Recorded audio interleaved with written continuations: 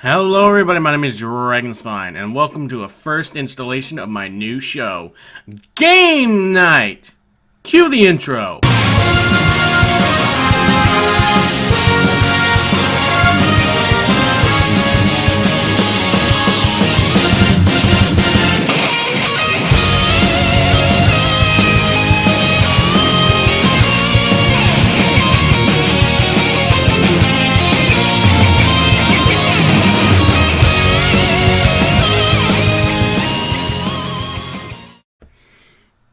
And today's topic is Yu-Gi-Oh! Now, what is Yu-Gi-Oh? It's one of the three main juggernauts that are still going on to this day, aside from Pokemon and Digimon. Now, how do you play Yu-Gi-Oh? Well, you're looking at your opponent. You both have 8,000 life points, but you don't like the fact your opponent has 8,000 life points, so you want it to be a 0. And the only way you're going to do that is to duel your opponent with monsters, spells, and traps. Now, today I'm only going to be talking about the monsters because spells and traps are sort of in a category of their own because like the monsters, they get more complex as the game grew older. Now, I should mention, back in the day, you usually only had a deck of 40 to 60 cards that probably chained a couple cards together, and you had a big boss monster at the end of it. Usually a vanilla. But when you talk about boss monsters, I have to mention Blue Eyes White Dragon, Dark Magician, and Red Eyes Black Dragon. In that order. I personally am a Blue Eyes player, and I am sad to say that Blue Eyes deck isn't that strong. But nothing about my personal deck. Let's go into what the monsters are. The monsters have a total of 6 attributes, I believe. Earth, Wind, Fire, Water, Dark, and Light. That's 6. And there's a 7th, which is Divine, but that's limited to only 4 cards. Guess who they are?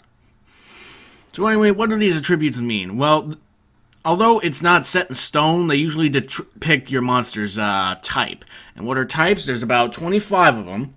There's Aqua, which is usually landlocked to water monsters, obviously.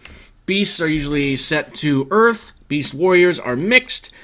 Creator God, that's selected to 1 card, which is a Divine. Cyberverse are usually to Light, although personally I have very little experience with Cyberverse.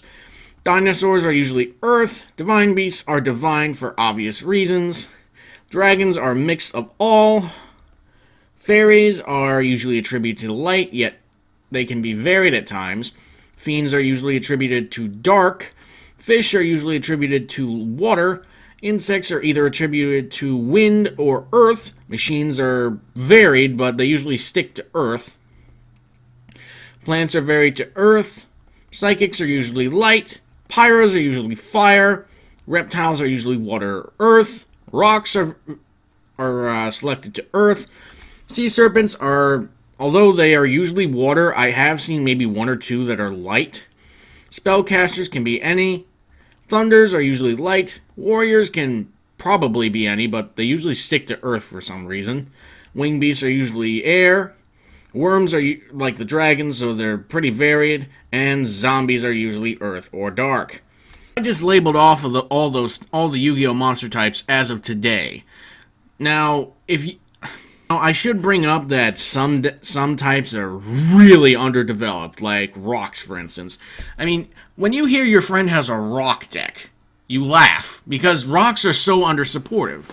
That can extend to pyros, insects, and maybe even fish, but I mean, when you hear someone say they are getting into Yu-Gi-Oh, they're probably getting into either a dragon or spellcaster deck because that's what people love nowadays. They love their dragons and spellcasters. Take my name as a sign of it. So anyway, what do these types mean? Well, aside from the whole attribute and type being what your monster is, they usually depict what sort of effects your monster can utilize. Like, if you have a spell that only affects plant-type monsters, or, say, I don't know, a card that is attributed to a certain specific monster that has a certain attribute and type, then there's that. These sort of things just give the monsters their uniqueness, in a way. It just makes it so that you can utilize cards that are attributed to this. Like, you have a card that can only be used for wind monsters, but you have a Earth Dragon on the field, but you have another spell that does a similar effect, but only for dragons, so you use that. And now that I've talked about the monster types, I should bring up the monsters themselves. Specifically, there are 3 basic kinds. Again, I am not going into the special summons except Ritual, and that's going to be at the end of the episode. So, what are the monsters types? There are 3 kinds. There's effect monsters, Gemini monsters, and normal monsters. Normal monsters are usually depicted in a sort of yellowish card frame, and they don't do anything. They have no effects. But some of them are attributed to other monsters' effects. Effect monsters are just that. They're monsters with effects. Not much to go into there. Geminis, I never really understood. When you summon them first, they're normal monsters when you first summon them. But if you summon them again, they gain effects, which I have no idea why they were implemented. I've only seen like a handful. One example being Tuning Magician, where normal monster at first, but when you summon it again, it becomes a tuner. Like, okay. So anyway, those are the monsters. Now, how do you determine how you can summon a monster? That depicts on the monster's level. If you look at the cards, you'll see a star count right below the monster's name and above the depiction of the monster. That determines whether you can summon it normally or you need a tribute. Monsters between levels 1 through 4 require no tribute. Levels 5 and 6 require 1 tribute. Levels 7 and up require 2, which personally I think is weird.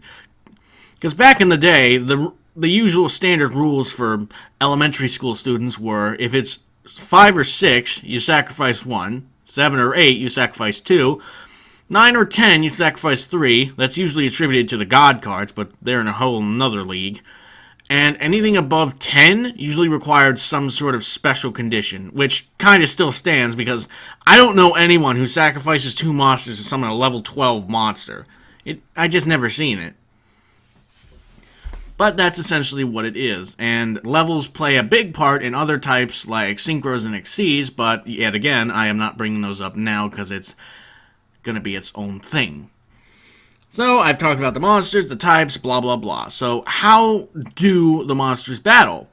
They have these things called attack and defense points. They determine how much defensive power they have and how much attacking power. If an attacking monster attacks a defending monster, if the defense points is higher, then you take the damage. But if it's lower, it gets destroyed. If it's equal, then nothing happens. Now what happens when 2 attacking monsters attack? Well, whoever's higher wins, and you take damage if it's your monster who gets destroyed. And if they're both the same, they both get destroyed. If you have 2 defense monsters, well, nothing happens, because it's defense. Although there are some monsters in defense mode that can attack with their defense points. Here's looking at you, Susanoo. And now we're going to talk about the ritual monsters. Now, what are rituals? They're a type of special summoning that nobody takes seriously. I mean, you never hear that much about rituals unless it's either Saphir or the Black Lusters. Now, how do you summon a ritual monster? Well, unlike all the other special summons, which require them to be in the extra deck, which is where you keep your special summonables, you keep them in your deck with a spell card. So, for example, if you were going to summon Magician of Black Chaos, you would need the Black Chaos Ritual card and monsters in order to summon it. So how do you summon it? Well, first you need both cards in your deck, and they have to be in your hand. How do you summon it?